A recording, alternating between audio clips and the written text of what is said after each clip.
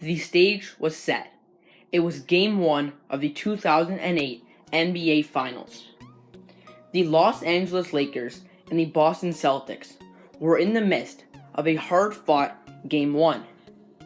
It was the third quarter, and the Boston Celtics were looking a bit inconsistent.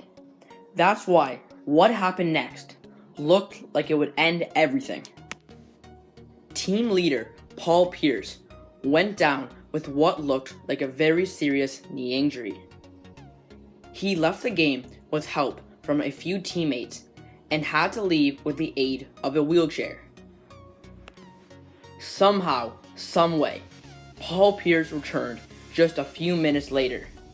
He then continued to hit a three-pointer just a few seconds later.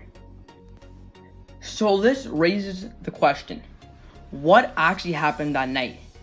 How was Paul Pierce able to return just a few minutes later after what looked like a very serious knee injury? Today, we are going to discuss all that and figure out what actually happened. Number 1, to pump up his teammates. This scenario seems like the most realistic. The Boston Celtics were in a very tight game versus the Los Angeles Lakers and needed anything that could put them over the edge. By leaving the game, Paul Pierce would lower all of the spirits of his fellow teammates. You may be asking, why would a team leader like Paul Pierce want to lower all of the spirits of his fellow teammates? Well, the answer is actually quite simple. With him gone, the Celtics would feel like they had no chance.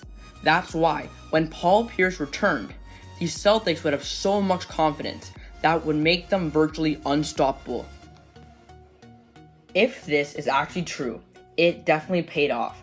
The Boston Celtics won this game 99-88 and ended up winning the series. In my opinion, this theory is the most likely to actually be true. Number 2, mistaked it for something more. Paul Pierce himself claims that this is the right story. He states that when he went down, he heard a pop in his right knee.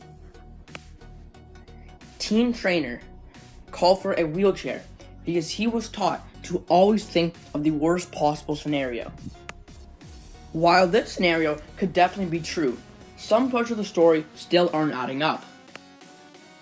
Wouldn't Paul Pierce have been able to tell somewhat what his injury was? So now the question, is it true? The Boston Celtics believe that this is what really happened, while the Los Angeles Lakers believe that this is a complete lie.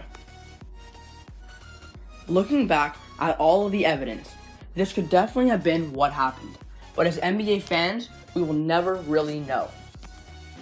Number 3, a resilient star.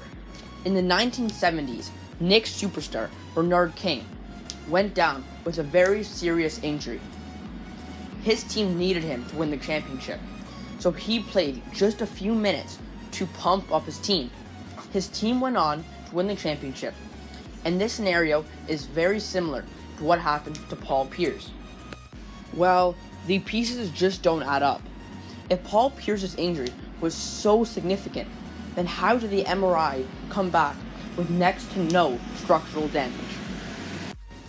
The only answer to this is that some way, somehow, Paul Pierce's injury healed so quickly. However, this scenario seems very, very unlikely.